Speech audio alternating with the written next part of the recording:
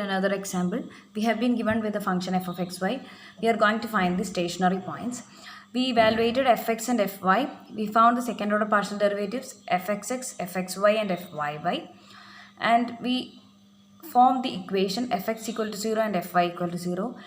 We observed 1 plus 2 is giving us the relation y equal to minus x. When you substitute y equal to minus x in equation 1, you get the relation x cube minus 2x equal to 0. Solving the equation, we get three possible values for x equal to 0, x equal to minus root 2, x equal to positive root 2. So we obtain three stationary points which are 0, 0, root 2 minus root 2 and minus root 2, root 2. When we get x values, we know that by substituting x values in this relation, we obtain corresponding y values. Now, we have to find out rt minus s square. At 0, 0, we evaluated rt minus s square and we got the answer as 0. So, at that point where rt minus s square is 0, we have to adopt further investigation. So, we considered f of xy and we observed that f of xy can be rewritten as x raised to 4 plus y raised to 4 minus 2 times x square minus 2xy plus y square. So, it can also be written as x raised to 4 plus y raised to 4 minus 2 times x minus y. When you substitute x equal to h and y equal to k, you get f of hk is equal to 2h raised to 4 when you consider h equal to k, because you can see that for substitution h is equal to k, you get this term as 0 and you get x raised to 4 plus y raised to 4 which is equal to h raised to 4 plus h raised to 4 which is equal to 2 times h raised to 4. Similarly, for h not equal to k, we get h raised to 4 plus k raised to 4 minus 2 times h minus k the whole square.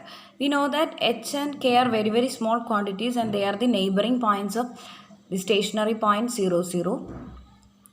Since h and k are themselves very small, their fourth power will also be negligibly small. So, we neglect the powers h raised to 4 and k raised to 4.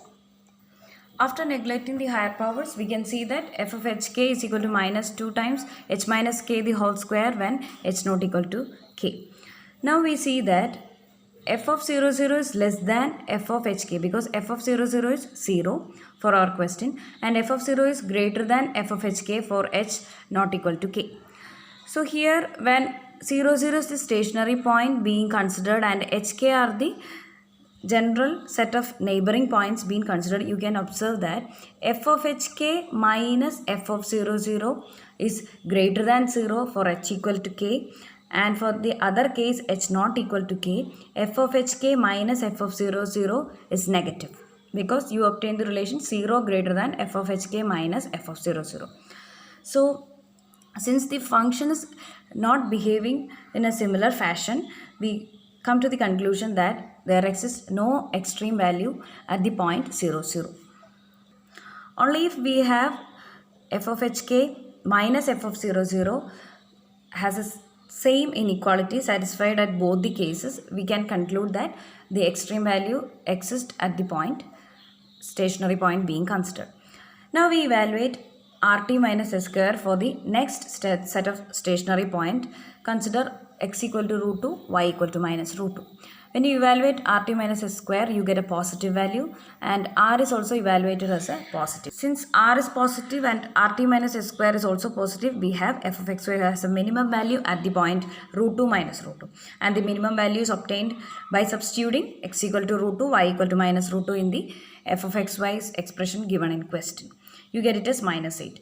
Similarly, for point x equal to root 2, y equal to x equal to minus root 2, y equal to root 2 also, you obtain f of xy has a minimum value, checking the expressions rt minus s square and r, and the minimum value you obtain in that case is also equal to minus 8.